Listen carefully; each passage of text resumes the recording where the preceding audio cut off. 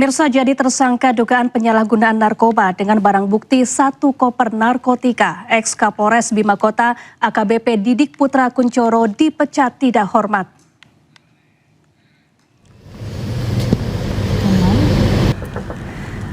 AKBP Didik Putra Kuncoro menjalani sidang Komisi Kode Etik Divisi Propam Polri. Majelis Hakim Sidang Komisi Kode Etik Profesi Polri menjatuhkan putusan pemecatan atau pemberhentian dengan tidak hormat terhadap ex-Kapolres Bima Kota AKBP Didik Putra Kuncoro. Karopenmas Divisi Humas Polri, Brigjen Pol Trunoyudo Wisnu Andiko menyebut setelah mendengar putusan, AKBP Didik menyatakan menerima putusan tersebut. AKBP Didik telah ditetapkan sebagai tersangka dalam kasus dugaan tindakan penyalahgunaan narkoba. Dengan wujud perbuatan dan pada pasal-pasal yang dilanggar oleh terduga pelanggar, pada putusan sidang KKEP, yang pertama sanksi etika, yaitu perilaku pelanggar dinyatakan sebagai perbuatan tercela. Yang kedua, pada putusan sidang KKEP, sanksi administratif berupa penempatan dalam tempat khusus selama 7 hari terhitung mulai tanggal 13 sampai dengan 19 Februari 2026 di ruang Patsus Biro Provos Div Propam Polri dan telah dijalani pelanggar. Yang B, tadi A ya, pemberhentian tidak dengan hormat atau PTDH sebagai anggota Polri. Atas putusan tersebut, pelanggar di hadapan ketua dan anggota komisi pada putusan sidang menyatakan menerima. Ya, melalui kuasa hukumnya, mantan Kapolres Bima AKBP Didik Putra Kuncoro menyampaikan surat pernyataan terkait dugaan kasus narkotika yang menjeratnya. Didik menegaskan tidak pernah memerintahkan anggotanya meminta uang kepada pihak tertentu, serta menyebut narkotika dalam koper yang ditemukan saat penggeledahan adalah milik pribadinya. Dengan hormat yang bertanda tangan di bawah ini, nama Didik Putra Kuncoro, SIK MSI, pangkat garing NRP AKBP garing 7903 1391. Tempat tanggal lahir Kediri 30 Maret 1979, umur 46 tahun.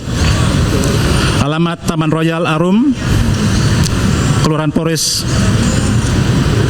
Kecamatan Cipondoh, Kota Tangerang, Banten. Dengan ini menyatakan, 1. Bahwa saya menyatakan saya tidak pernah memerintahkan kepada saudara AKP Maulangi, SHMA, mantan Kasat Res Narkoba Polres Bima Kota untuk meminta uang kepada seseorang yang bernama Ko Erwin.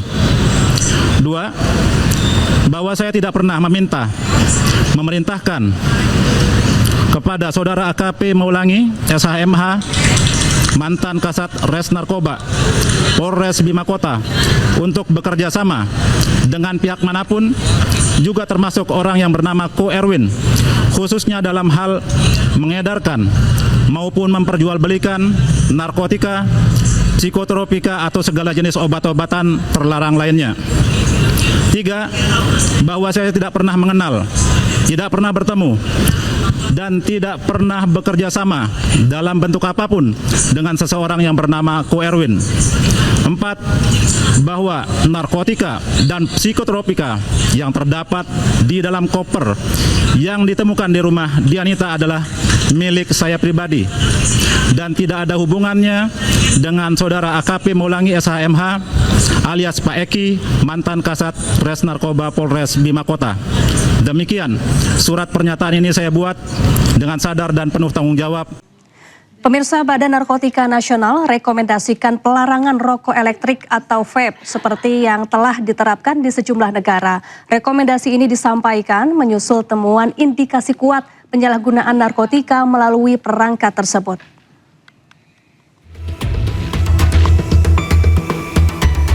Badan Narkotika Nasional ungkap temuan terkait peredaran rokok elektrik atau vape yang mengandung zat narkotika jenis baru termasuk etomidate, obat bius cair.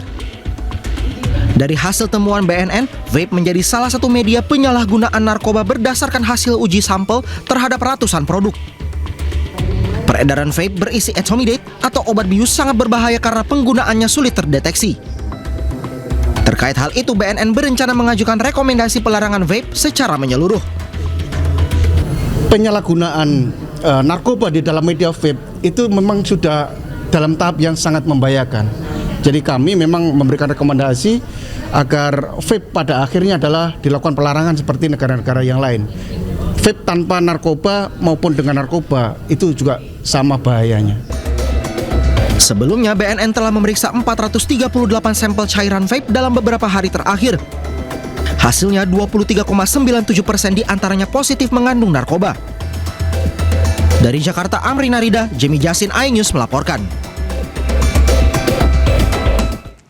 Ya, meski mengandung zat kimia berbahaya, banyak masyarakat menyepelekan dampak negatif penggunaan rokok elektrik. Apa saja dampak negatif rokok elektrik bagi tubuh? Berikut informasinya.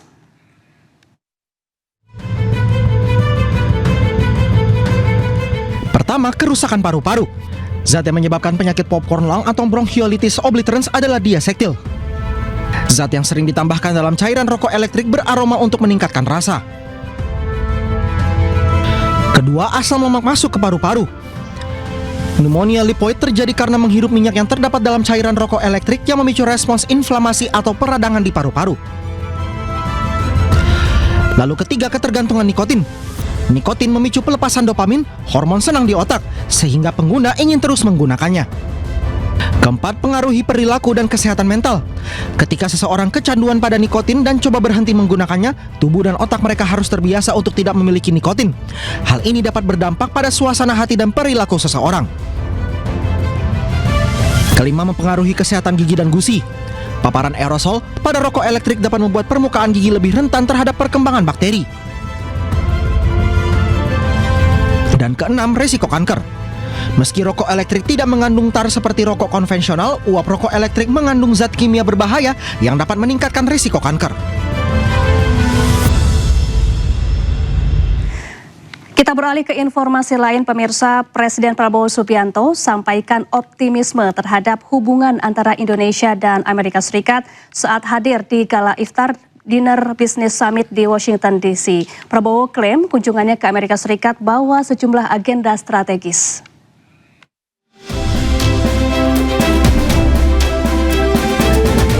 Presiden Republik Indonesia Prabowo Subianto menyampaikan keyakinannya bahwa kemitraan Indonesia dan Amerika Serikat akan semakin kuat.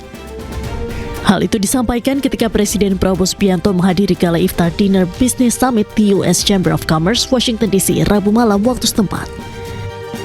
Dalam sambutannya, Prabowo menegaskan ia datang ke Washington DC untuk memenuhi undangan Presiden Amerika Serikat Donald Trump dalam pertemuan perdana Board of Peace. Selain itu, kunjungan Presiden Prabowo ke Amerika Serikat bertujuan untuk menuntaskan perjanjian perdagangan besar yang telah dinegosiasikan intens selama beberapa bulan terakhir. I'm pleased to be here in Washington, D.C.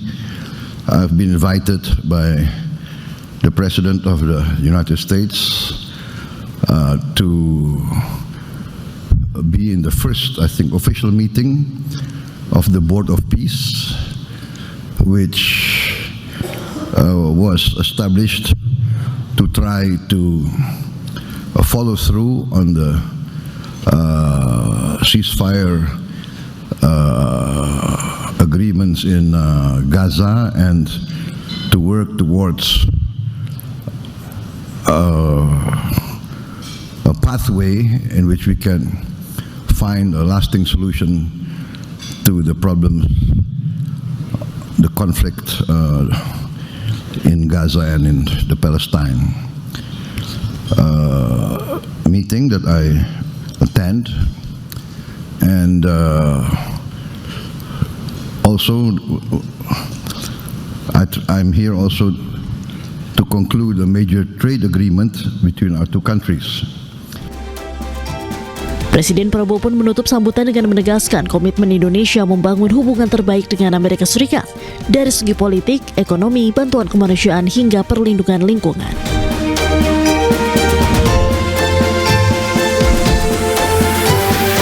Ya, Presiden Prabowo menegaskan peran sentral Indonesia dalam upaya mewujudkan perdamaian di Gaza, Palestina. Prabowo menyampaikan sejumlah poin dalam pidatonya di KTT Dewan Perdamaian di Washington DC, Amerika Serikat. Distinguished delegates, Indonesia, from the first day that we studied President Trump's 20-point plan, we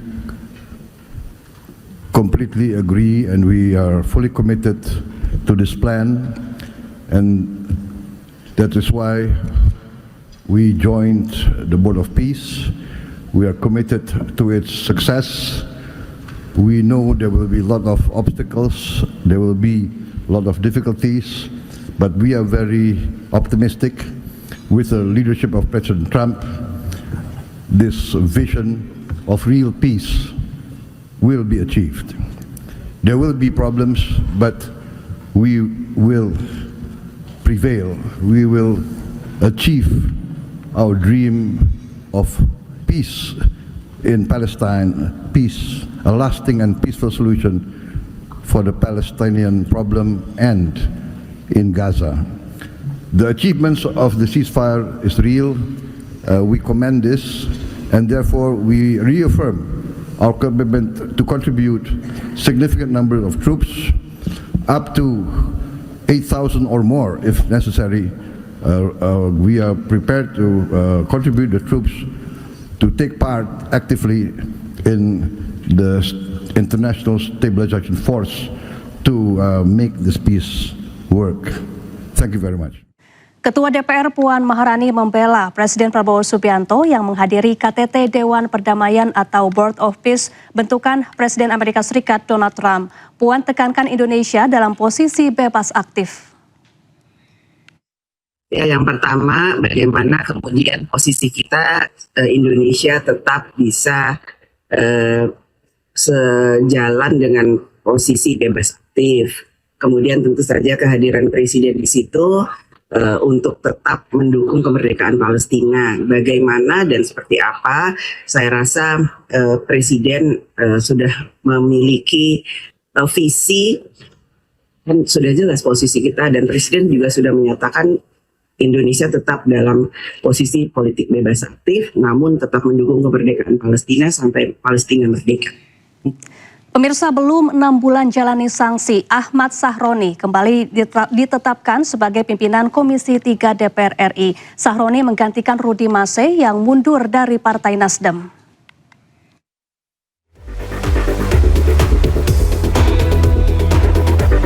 Setelah sempat dicopot dari jabatannya usai pernyataannya yang kontroversial, Ahmad Sahroni kembali jadi pimpinan Komisi 3 DPR. Ahmad Sahroni dilantik sebagai Wakil Ketua Komisi 3 DPR bidang Hukum, HAM, dan Keamanan. DPR RI menetapkan Ahmad Sahroni sebagai Wakil Ketua Komisi 3 DPR RI, menggantikan posisi Rusdi Mase yang resmi mengundurkan diri dari Partai Nasdem dan DPR RI. Pak Ketua dan teman-teman, rasanya aneh kalau kenalan lagi ya. Dan terima kasih buat pimpinan MKD yang telah menyidangkan saya. Dan mudah-mudahan saya menjadi lebih baik ke depannya. Terima kasih.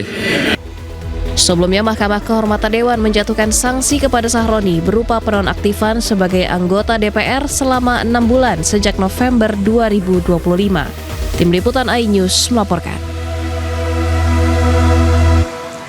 Pemirsa, ex tersangka kasus fitnah ijazah Jokowi, Egy Sujana dan Damai Harilubis melaporkan Ahmad Hozinuddin ke Polda Metro Jaya. Egy mengaku tersinggung dituding pengkhianat oleh Roy Suryo karena menemui Jokowi di Solo. Egy Sujana kembali menyinggung soal laporannya ke Polda Metro Jaya terkait dugaan fitnah dan pencemaran nama baik oleh Roy Suryo. Sebelumnya, Egy dan Damai Lubis melaporkan Roy Suryo dan Ahmad Hozinuddin karena merasa disindir oleh ucapan Roy soal kehilangan 2 tuyul. Menurutnya, Roy harus menjelaskan maksud kalimat membeli sehingga tidak termasuk dalam fitnah dan pencemaran nama baik. Tadi ke Mabes, dilihatnya aja, sok-sok jago, sok-sok merasa benar bahwa saya produk Solo dan katanya harus dibatalkan. Apa haknya dia gitu? Ya, itu yang pertama. Yang kedua, lebih parah lagi. Joko Widodo telah membeli pejuang menjadi penjilat atau apa namanya itu pengkhianat. Telah membeli. Ada diksi kata membeli. Menurut hukum berapa jual belinya? Transaksinya di mana? Berapa besar saya dibeli? Nah, kalau dia tidak menjelaskan dengan jelas, maka itu namanya fitnah dan pencemaran nama baik. Pemirsa, Kapolda Sumatera Selatan Irjen Pol Syandi Nugroho terus memperkuat komunikasi dengan para ulama dan pimpinan organisasi keagamaan di Sumatera Selatan sebagai bagian dari upaya menjaga keamanan dan ketertiban masyarakat. Kapolda Sumatera Selatan melakukan silaturahmi dengan pimpinan wilayah Muhammadiyah Sumatera Selatan di kantor PWM Palembang. Dalam kegiatan ini, Kapolda didampingi sejumlah pejabat utama Polda Sumatera Selatan. Kapolda menegaskan pentingnya kolaborasi antara kepolisian dan Muhammadiyah. Ia berharap Muhammadiyah dapat menjadi mitra strategis dalam menjaga stabilitas keamanan serta mendukung pembangunan di Sumatera Selatan. Mari untuk mohon bimbingan, mohon arahan, mohon koreksi tingkah laku kami bersama seluruh jajaran, serta kami menitipkan diri sebagai pimpinan Polda Sumatera Selatan beserta jajaran kepada pimpinan Muhammadiyah dan jajarannya untuk bisa bersilaturahmi dan bersinergi dalam melaksanakan tugas. Kita ke informasi lain, pemirsa. Pasca dinonaktifkan BPJS penerima bantuan iuran, banyak masyarakat tidak bisa berobat. Hal ini juga dirasakan warga Pelalawan Riau yang memiliki perekonomian bawah.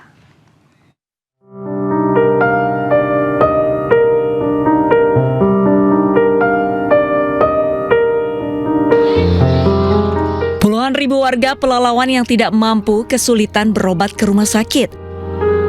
Hal ini dimulai sejak pemerintah pusat mengeluarkan kebijakan bahwa BPJS PBI atau pemegang Kartu Indonesia Sehat dinonaktifkan per tanggal 1 Februari 2026. Dede Tohid Solihin, warga Gang Cempeda, Kecamatan Pangkalan Kerinci Riau, menjadi salah satu warga yang mengalami kesulitan akibat kebijakan pemerintahan ini.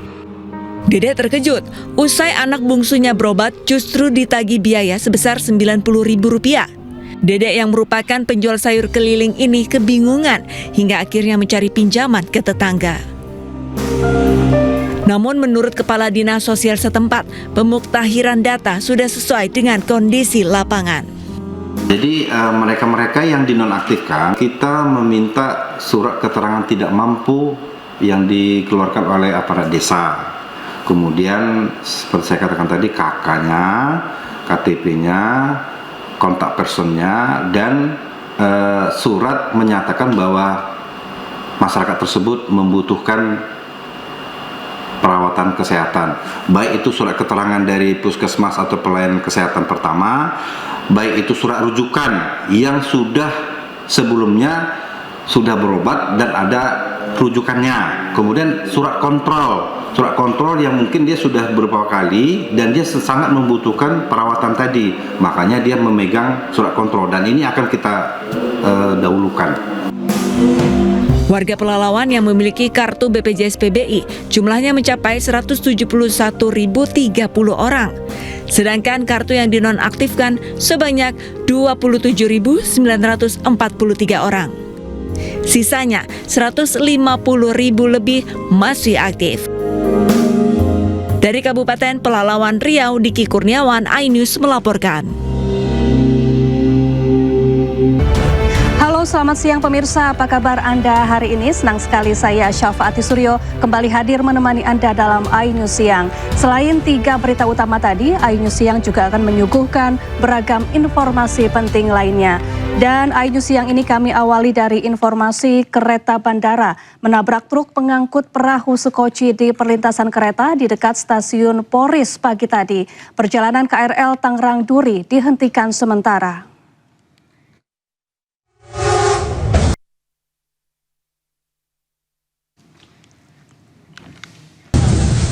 Kecelakaan melibatkan kereta bandara di perlintasan kereta dekat stasiun Poris, Tangerang, Banten. Kereta dengan rangkaian Inka EA 203 bertabrakan dengan sebuah truk pengangkut sekoci yang melintas. Akibatnya kereta bandara anjlok dari rel dan kabel listrik aliran atas terputus sehingga mengganggu perjalanan kereta.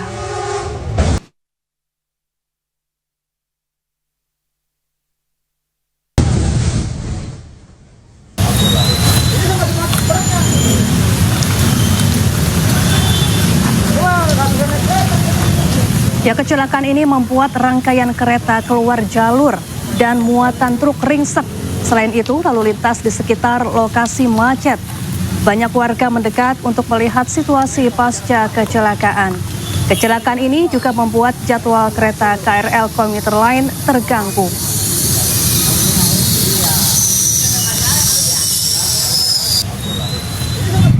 Selamat pagi, laporkan. Petugas terjun ke lokasi untuk mengecek kondisi kereta dan mengevakuasi para penumpang. Tidak ada korban jiwa dalam peristiwa ini. KAI Komuter juga menyediakan transportasi pengganti bagi penumpang yang hendak melanjutkan perjalanan ke bandara.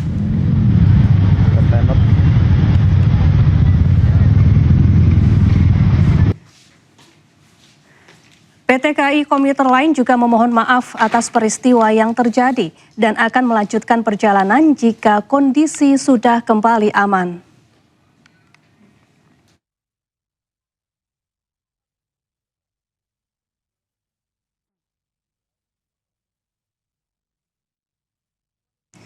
Ya, untuk mengetahui informasi terkini di lokasi sudah ada rekan kami jurnalis iNews Amrina Rida. Selamat siang Amrina, apakah proses evakuasi masih berlangsung? Iya Syafa dan juga pemirsa, untuk proses evakuasi dari badan kereta bandara yang tertemper oleh truk kontainer pada pagi ini, pada pukul 6 pagi ini masih berlangsung hingga kini. Kalau kami lihat di lokasi kami laporkan saat ini, yakni tepat di titik perlintasan rel kereta api dekat dengan stasiun Poris, ini masih dilakukan adanya evakuasi oleh petugas. Kita akan lihat lebih dahulu situasinya. Juru kamera kami, Rama Romadona, akan menunjukkan bagaimana kondisi dari kepala kereta bandara ataupun juga gerbong pertama di kereta bandara yang tertemper truk kontainer pengangkut skoci yang terjadi pada pukul 6 pagi tadi. Kalau kita lihat di area badan dari gerbong yang tertemper ini memang di area kaca jendela sudah ringsek dan juga sudah pecah-pecah.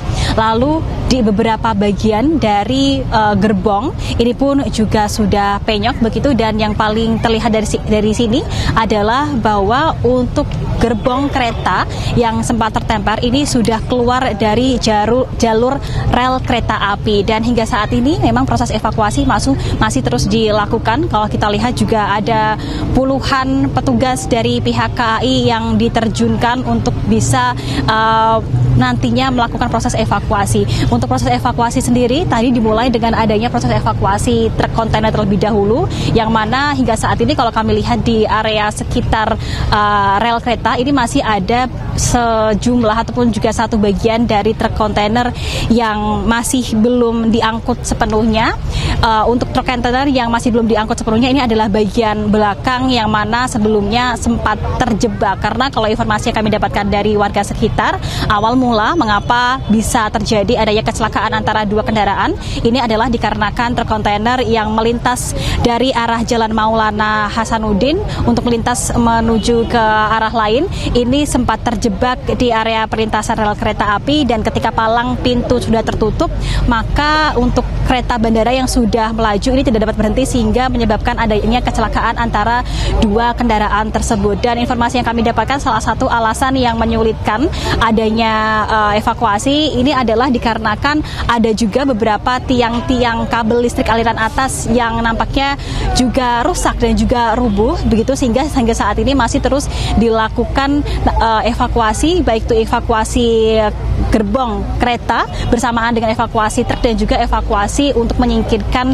tiang-tiang kabel listrik aliran atas yang rubuh akibat adanya kejadian kecelakaan ini. Dan akibat dari adanya kecelakaan ini memang dari pihak KAI Bandara begitu pada akhirnya melakukan rekayasa relasi perjalanan kereta di mana untuk KRL arah dengan relasi Duri menuju ke arah Tangerang ini sekarang hanya melaju sampai ke stasiun Rawabuaya saja. Sementara untuk keberangkatan KRL dari arah stasiun Tangerang ini dibatalkan untuk sementara dan juga untuk keberangkatan dari kereta bandara ini hingga siang ini informasinya masih tidak dapat dilakukan karena kalau misalnya kita lihat Syafa dan juga pemirsa rel kereta api ini memang masih sangat tidak mungkin untuk bisa dilewati oleh kereta lainnya sehingga hingga saat ini untuk sementara perjalanan kereta api bandara dibatalkan. Namun dari pihak KAI Bandara tadi sudah memberikan informasi bahwa akan bertanggung jawab 100% dengan memberikan refund bagi penumpang-penumpang yang akan menggunakan kereta bandara. Jadi bagi pemirsa yang mungkin terdampak akibat adanya kecelakaan antara kereta dengan truk kontainer ini bisa melakukan refund dengan menghubungi customer service dari KAI Bandara ataupun juga melalui aplikasi yang disediakan begitu. Kita masih belum tahu Syafa sampai pukul berapa proses evakuasi ini akan berlangsung. Kita akan lihat nanti, tentunya kita harapkan agar segera selesai semuanya agar keberangkatan KRL dan juga kereta bandara bisa kembali dilakukan seperti sedia kala. Sementara demikian kembali ke Anda Syafa. Ya, Amrina, lalu bagaimana dengan kondisi masinis kereta dan juga sopir truk? Dan kemudian apakah ada penumpang yang terluka mengingat banyak kaca jendela kereta yang pecah? Iya, Syafa dan juga pemirsa, informasi yang kami dapatkan dari warga sekitar ini memang sebenarnya kalau untuk penumpang begitu ya, secara total ada 22 penumpang kereta bandara yang di dalam kereta ketika kejadian berlangsung. Dan informasinya ke-22 penumpang tersebut ini sudah dievakuasi semua, sudah aman dan juga sudah naik menggunakan taksi online yang disediakan oleh pihak KAI Bandara untuk kemudian melaju menuju ke Bandara Soekarno-Hatta. Jadi kalau untuk dari penumpang kereta ini memang ke-22 penumpangnya aman. Dan untuk masinis pun juga informasi yang kami dapatkan memang tentunya mengalami luka-luka akibat kalau kita lihat di area depan gerbong ini kacanya pecah. Namun hingga saat ini informasi yang kami dapatkan baik itu dari supir truk kontainer ataupun juga masinis memang selamat dan hingga saat ini tidak dinyatakan tidak ada korban jiwa akibat adanya kecelakaan ini. Dan dampak lain dari adanya kecelakaan dua kendaraan ini adalah terjadi kemacetan yang cukup panjang. Tadi kami pantau Syafa dan juga pemirsa untuk di jalan menuju ke stasiun Polris ataupun juga lebih tepatnya Jalan Maulana Hasanuddin tadi sempat mengalami kemacetan panjang dikarenakan badan dari kereta ini masih menutupi jalan perlintasan kereta yang biasa digunakan oleh masyarakat untuk melakukan perjalanan melewati rel kereta ini, sehingga bagi masyarakat terutama di wilayah Tangerang ataupun juga di sekitar stasiun Polris apabila ingin melakukan perjalanan memang harus memutar menggunakan jalan lain dikarenakan sudah tidak dapat dilewati sama sekali. Dan kalau kita lihat hingga saat ini salah satu hal yang dilakukan oleh pihak petugas untuk mengevakuasi selain yang saya sampaikan tadi adalah untuk mengevakuasi beberapa tiang-tiang kabel listrik aliran atas yang sempat rubuh, ini adalah dengan mengevakuasi badan truk yang sempat tertemper. Nah, untuk truk kontainer yang sempat tertemper ini memang cukup besar ukurannya begitu, sehingga salah satu-satunya cara untuk bisa melakukan evakuasi ini adalah dengan menggunakan alat-alat berat seperti eskavator dan dengan dilepaskan satu persatu begitu bagian dari truk kontainer untuk bisa pada akhirnya menyingkirkan badan truk kontainer yang hingga saat ini memang masih berada di sekitar rel kereta. Tentunya seperti yang saya sampaikan tadi Syafa dan juga pemirsa, tadi dari pihak petugas pun juga belum dapat menjanjikan berapa lama proses evakuasi ini akan berlangsung karena badan gerbong dari kereta yang tertemper ini berbeda jalur begitu atau keluar jalur. Harapan kita adalah bahwa evakuasi dapat berlangsung dengan cepatnya. Sementara demikian kembali ke Anda Syafa. Baik, terima kasih Amrina Rida langsung dari Tangerang, Banten dan selamat bertugas kembali. Pemirsa, seorang pemuda pencari kerja asal Tangerang ditemukan tewas tertabrak komuter lain di Jalan Perlintasan Rel Tubagus Angke, Tambora, Jakarta Barat, Kamis malam. Korban tewas di lokasi dengan luka patah tulang di sekujur tubuh.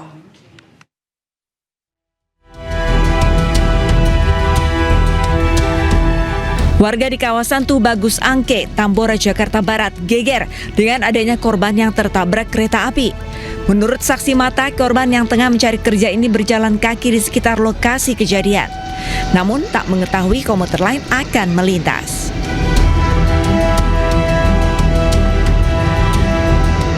Pengendara jalan, pengendara motor apa jalan kaki? Jalan kaki. Oh, jalan kaki. Masih orang lewat juga. Oh, itu yang tertabrak itu bukan warga sini? Oh, bukan. Diketahui korban merupakan seorang pria bernama Muhammad Zaki Jamhari, berusia 24 tahun, asal Kampung Duku, Cikupa, Tangerang, Banten. Petugas Inafis Polres Jakarta Barat yang datang langsung mengevakuasi dan mengidentifikasi korban ke RSUD Tangerang untuk diotopsi. Dari Jakarta, Miftahul Gani, iNews melaporkan. Kita ke informasi lain, pemirsa. Hujan sepanjang malam hingga pagi ini menyebabkan Jalan Daan Mogot Cengkareng, Jakarta Barat terendam banjir hingga 50 cm. Banjir karena luapan Kali Mukervart menghambat para pengendara motor yang akan berangkat kerja.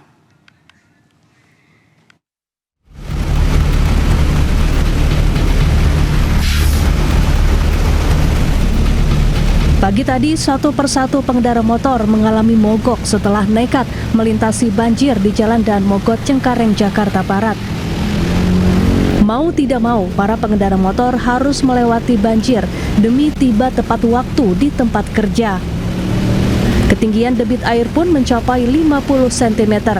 Banjir kali ini disebabkan hujan yang turun sepanjang malam hingga pagi ini akibat air Kali Mukervart meluap dan merendam jalan utama. Kondisi ini tentu menimbulkan kekhawatiran bagi pengguna jalan, terutama bagi mereka yang berencana beraktivitas di sekitar wilayah Jakarta Barat.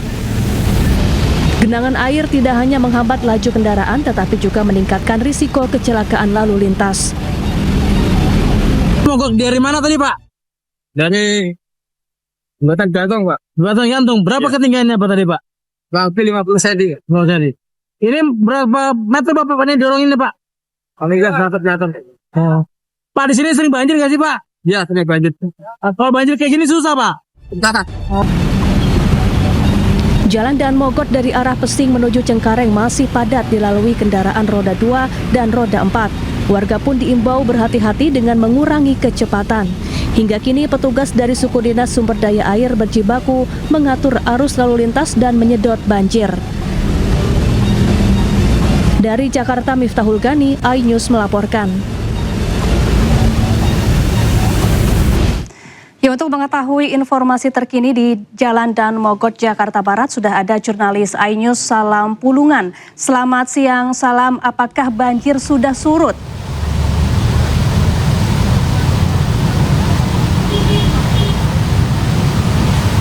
Ya, Safa dan juga pemirsa, hujan deras yang mengguyur Jakarta sejak semalam ini membuat sejumlah wilayah terendam banjir. Salah satunya di tempat kami melaporkan saat ini yang berada di kawasan Daan Mogot, Jakarta Barat, di mana di titik kami melaporkan saat ini meskipun ketinggian air saat ini sudah mulai surut di angka 10-20 cm, memang berbeda situasinya kalau kita bandingkan pada pagi hari tadi, di mana untuk ketinggian air ini bahkan masih mencapai 40 cm. Namun titik yang terparah ini masih terjadi pada bagian jalur pedestrian atau jalur pejalan kaki yang ada di sebelah kiri saya, di mana untuk ketinggian air ini masih berkisar 20 cm sehingga menyulitkan bagi warga pejalan kaki yang hendak melintasi di jalur Daan Mogot, Jakarta Barat ini, ataupun warga yang ingin melintasi di jalur jembatan penyeberangan orang. Dan tidak hanya itu, banjir juga turut menggenangi sebagian jalur yang ada di Jalan Daan Mogot, Jakarta Barat ini, di mana hanya bisa dilintasi satu lajur saja di bagian sebelah kanan. Bahkan tidak jarang juga pada akhirnya kendaraan saat ini diperbolehkan untuk bisa memasuki di jalur lintas Transjakarta yang memang untuk situasinya akibat terjadi adanya kemacetan atau antrian panjang kendaraan seperti yang terlihat di belakang saya, di mana ini kemacetan memang terjadi sejak pagi hari tadi karena memang mengingat saat ini juga masih menjadi hari Jumat ya, menjadi warga ini masih beraktivitas secara normal sehingga ini mengakibatkan adanya antrian panjang kendaraan di belakang saya yang mengakibatkan kendaraan ini hanya bisa melintasi di bagian lajur sebelah kanan ataupun juga lajur Transjakarta. Meskipun memang dapat kami informasikan juga kepada Anda, Syafa dan juga pemirsa, banjir di Daan Mogot ini bukan kali pertama saja terjadi, melainkan ini sudah acap kali ataupun juga sudah sering kali terjadi banjir yang ada di Jalan Daan Mogot, Jakarta Barat ini. Namun hingga saat ini juga belum ada upaya yang semaksimal mungkin dihasilkan terkait dengan upaya-upaya yang dilakukan oleh pemerintah Provinsi DKI Jakarta. Bahkan dari informasi kami dapatkan juga beberapa waktu yang lalu, ini Pemprov DKI Jakarta sudah mengerahkan terkait dengan pompa stasioner untuk mengerahkan 7.000 liter yang nantinya akan dialirkan ke Kali Pesing. Namun memang nampaknya upaya ini juga belum membuahkan hasil. Siapa? Baik, terima kasih Salam Pulungan melaporkan langsung dari Jalan Daan Mogot, Jakarta Barat. Ya, sementara itu pemirsa, derasnya aliran anak kali Pesanggerahan membuat tembok pembatas saluran air di Jalan Swadharma Raya Pesanggerahan, Jakarta Selatan jebol hingga membanjiri akses jalan. Dari jam 7 sore. Beginilah kondisi Jalan Swadharma Raya di Pesanggerahan, Jakarta Selatan pada Jumat pagi.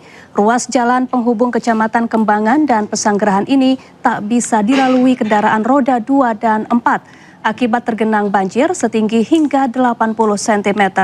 Banjir di ruas jalan ini terjadi akibat jebolnya tembok pembatas aliran anak kali Pesanggerahan yang mengalami kenaikan debit air imbas hujan deras yang melanda sejak Kamis malam. Untuk mengurangi debit air, petugas Sudin Tata Air telah menyalakan pompa air statis yang disiagakan di lokasi. Para pengguna jalan sebaiknya menghindari ruas Jalan Swadharma Raya dan mencari jalan alternatif lain. Karena akan hujan dari jam 7 sore. Jam 7 malam. Ya, hujan deras yang mengguyur sejak tadi malam membuat sejumlah lokasi di Ciledug Raya banjir.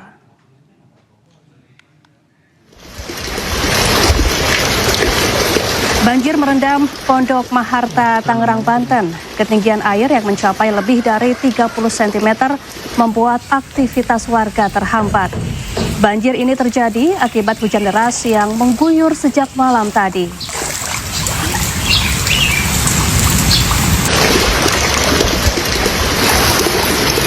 Ya, banjir juga merendam rumah warga di Kompleks Patal Ciledug.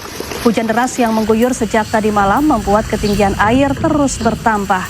Warga pun tak bisa beraktivitas seperti biasa. Oh, dalam banget ini.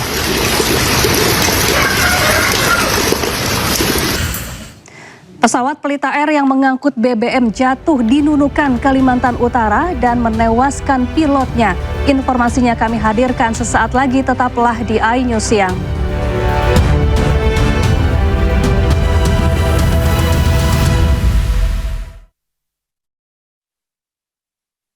Bulan puasa itu, aktivitas harus tetap jalan. Untungnya ada Le Mineral. Le Mineral mengandung mineral alami. Pemirsa, Dr. Richard Lee menyelesaikan pemeriksaannya di Polda Metro Jaya pada Kamis malam. Proses pemeriksaan Richard Lee menghabiskan waktu hingga 12 jam.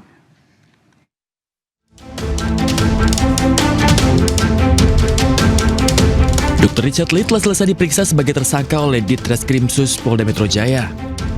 Diperiksa sejak pukul 11 hingga pukul 23, Richard Lee mengaku memberikan penjelasan sejujurnya ke polisi.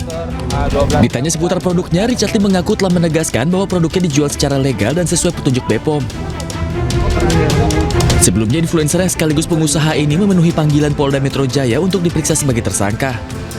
Datang bersama kuasa hukumnya, Richard diperiksa sebagai tersangka dugaan pelanggaran perlindungan konsumen terhadap produk kecantikannya. Saya menghargai hasil dari pra-peradilan. Dan hari ini dengan sikap kooperatif, saya datang untuk memenuhi kewajiban saya sebagai warga negara yang baik. Saya sudah siap memberikan keterangan sejelas-jelasnya dan sejujur-jujurnya tentang produk yang saya jual. Semua produk yang saya jual legal dan BPOM dan diproduksi sesuai dengan ketentuan yang berlaku. Saya belum pernah menjual produk yang tidak berizin dan berpotensi untuk membahayakan masyarakat. Secara pribadi yang buat saya sedih, konflik ini melibatkan 2 orang dokter, 2 orang sejawat, 2 orang yang profesinya sama-sama menjual skincare yang berakhir dengan saling lapor dan sama-sama jadi tersangka. Secara pribadi saya jujur saya sedih dan malu akan hal itu. Richard Lee mengaku sedih dan prihatin karena kasus ini melibatkan sesama dokter yang saling lapor dan sama-sama menjadi tersangka. Dari Jakarta, Tim Liputan, iNews melaporkan. Ya, sebelumnya hakim menolak gugatan pra-peradilan Dr. Richard Lee. Akibatnya Richard Lee tetap berstatus sebagai tersangka kasus dugaan pelanggaran perlindungan hak konsumen. Biaya kepada negara yang besarnya ini.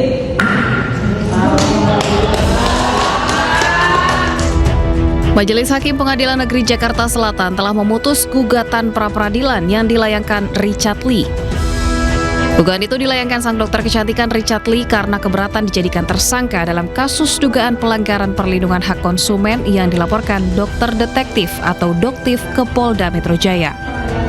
Suasana sidang yang dihadiri Samira Farahnas atau Doktif selaku pelapor pun mendadak riuh.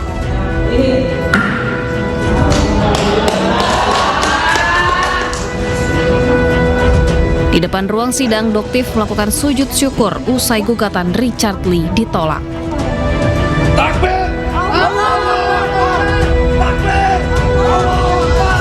Doktif pun kembali mengungkap fakta baru mengenai dugaan Richard Lee yang ingin menawarkan uang damai kepada pihaknya selaku pelapor.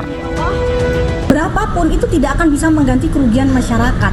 Tujuannya dokter di sini mengganti uang masyarakat. Jika kerugian masyarakat 200 miliar dan yang diberikan hanya 50 miliar, 150 miliar itu dokter cari dari mana? Ya, seperti itu. Masa dokter yang kerja untuk mengembalikan uang masyarakat gitu. Jadi kembalikan sesuai dengan apa yang sudah kamu ambil. Di akhir, Doktif berharap Richard Lee kooperatif dalam menjalani proses hukum atas laporannya. Ia bahkan kembali mendesak polisi untuk segera menahan Richard Lee mengingat gugatan pra-peradilan sudah ditolak. Tim Liputan iNews melaporkan. Sidang lanjutan kasus dugaan peredaran narkotika yang menjerat aktor Ahmad Zoni kembali digelar. Kali ini jaksa penuntut umum menghadirkan 2 orang saksi verbalisan.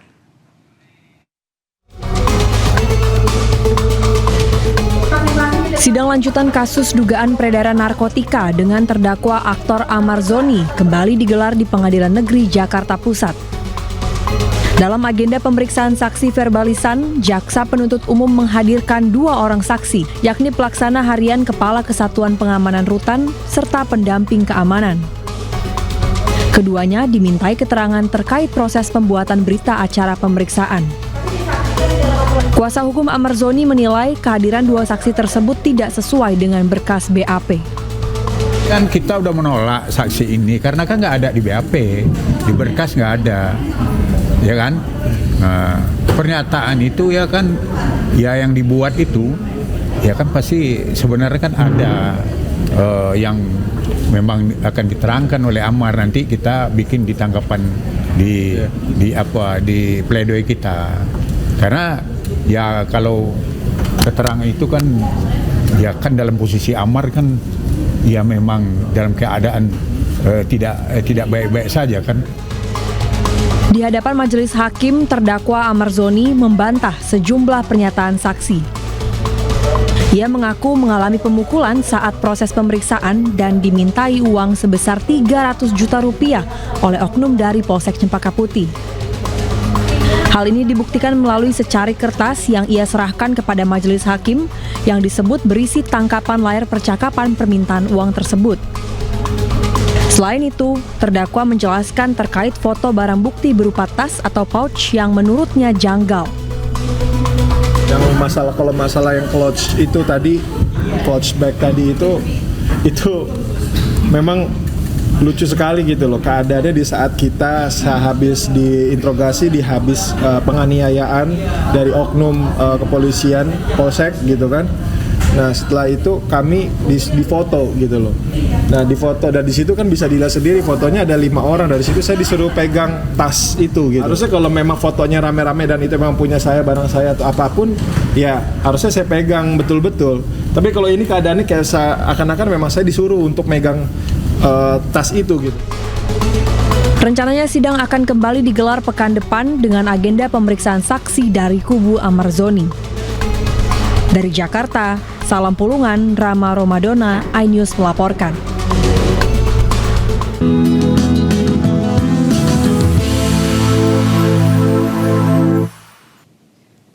Anda masih bersama saya Jen Cahyani di iNews Siang, segmen khusus Cahaya Ramadan. Pemirsa, suasana Ramadan mulai terasa di Ibu Kota Nusantara atau IKN. Ribuan jamaah dari berbagai daerah di Kalimantan Timur memadati Masjid Negara IKN untuk melaksanakan sholat tarawih bersama.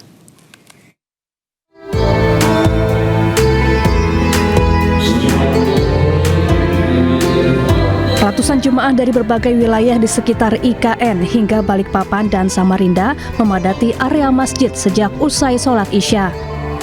Mereka datang untuk mengikuti rangkaian ibadah tarawih di masjid yang menjadi simbol peradaban baru di ibu kota negara ini. Tahun ini Masjid Negara IKN yang berdiri megah di kawasan inti pusat pemerintahan Nusantara untuk pertama kalinya menggelar sholat tarawih. Diharapkan kehadirannya tak hanya menjadi ikon arsitektur, namun juga menjadi pusat syiar Islam serta penguatan nilai-nilai spiritual di tengah pembangunan ibu kota Nusantara.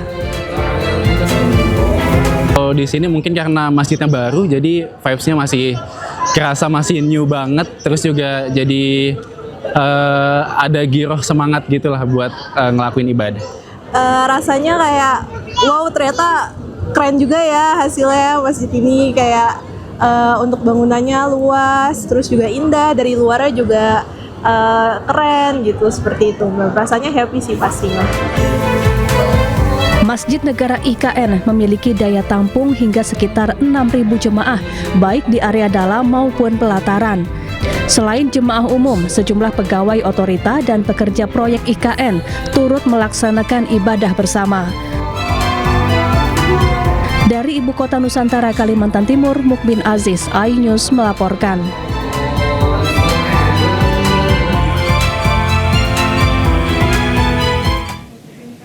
Sejumlah pemuda di Kabupaten Pidi Jaya, Aceh menggelar tadarus Ramadan perdana di sebuah musola darurat.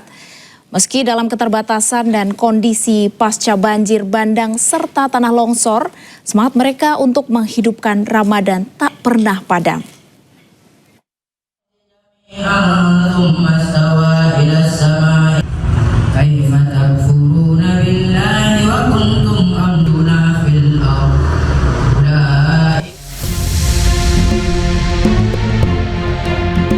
Lantunan ayat suci Al-Quran mengalun pelan di tengah malam yang masih disertai udara lembab dan bau lumpur dari sejumlah pemuda di musola darurat Desa Manyangcut, Kecamatan Meredu, Pidi Jaya, Aceh, karena musola desa mereka masih tertimbun lumpur. Musola darurat ini dibangun sederhana menggunakan rangka baja ringan, berdinding dan berlantai tripleks, didirikan di atas lumpur tebal yang belum sepenuhnya hilang.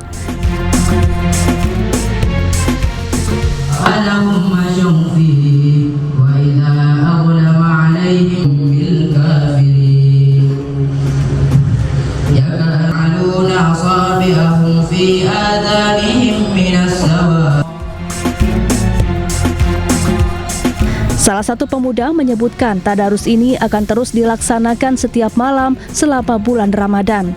Bagi mereka, tadarus di musola darurat bukan sekadar ibadah, namun juga simbol keteguhan iman dan harapan di tengah luka bencana.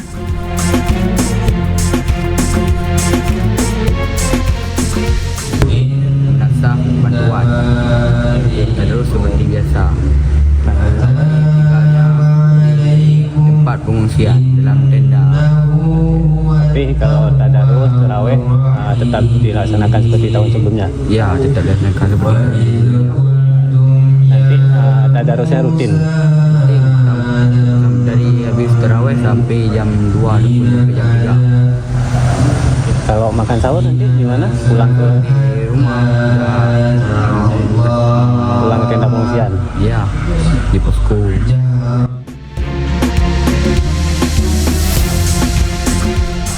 Hampir 3 bulan pasca bencana banjir bandang dan tanah longsor yang terjadi, kondisi desa di Kabupaten Pidijaya Aceh belum sepenuhnya pulih.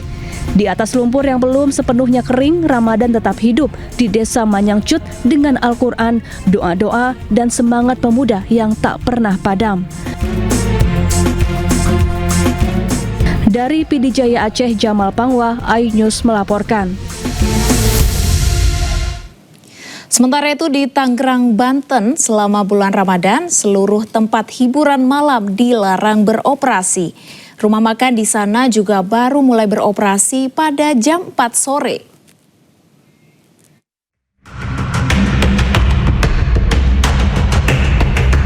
Seluruh tempat hiburan malam di Tangerang, Banten dilarang beroperasi selama bulan Ramadan.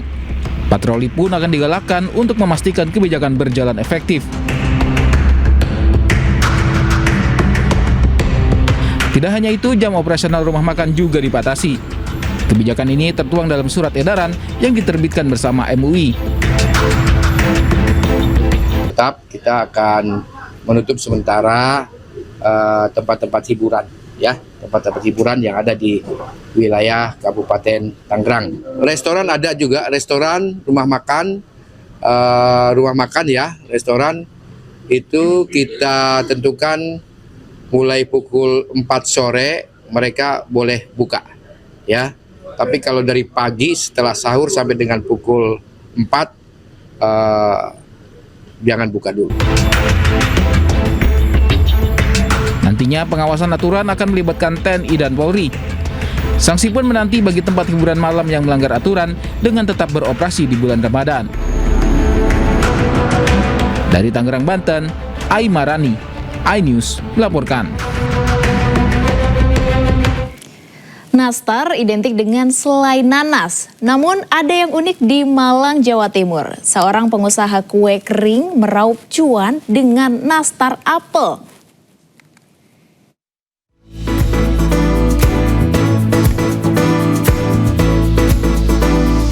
Setiap hari, para pekerja rumah kue Obi ini sibuk menyelesaikan pesanan kue kering untuk Lebaran, khususnya kue nastar apel.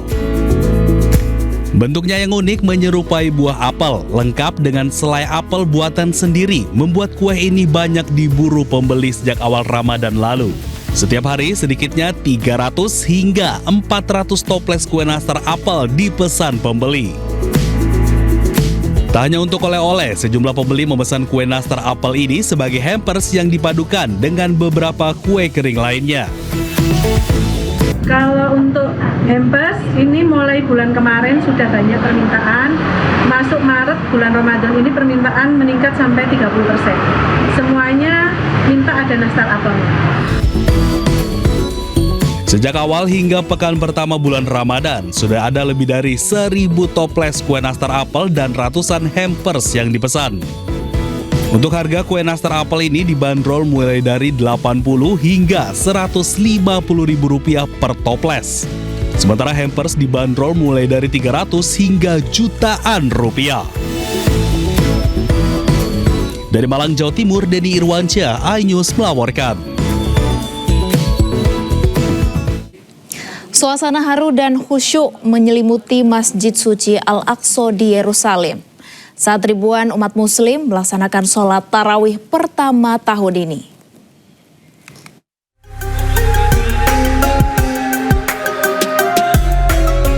Ribuan warga Palestina berkumpul di Masjid Al-Aqsa Yerusalem pada Selasa malam untuk melaksanakan sholat tarawih pertama tahun ini seiring dengan terlihatnya bulan sabit yang menandai dimulainya bulan suci Ramadan 1447 Hijriah.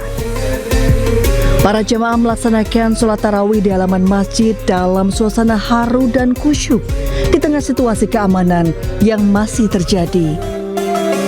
Jemaah bersyukur masih bisa menginjakan kaki di Masjid Suci Al-Aqsa di Ramadan tahun ini dan berharap bulan suci bisa membawa kedamaian di kawasan ini.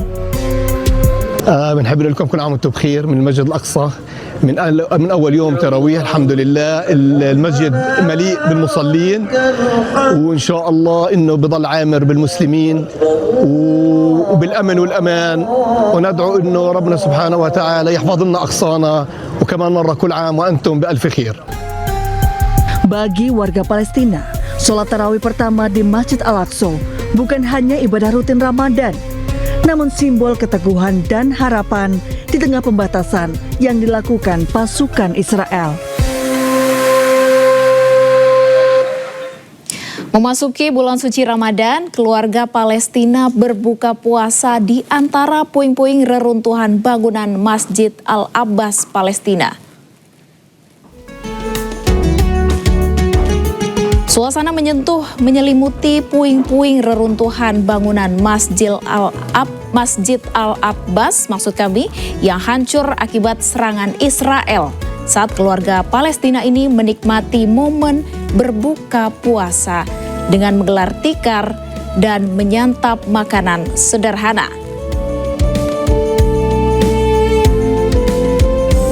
Kehangatan kembali terasa di area Masjid Al-Abbas yang sebelumnya dikenal sebagai salah satu tempat ibadah yang ramai dikunjungi umat Muslim saat Ramadan. Kini sisa dinding dan kubah masjid jadi saksi bisu keteguhan keluarga Palestina di tengah konflik berkepanjangan antara Israel dan Hamas.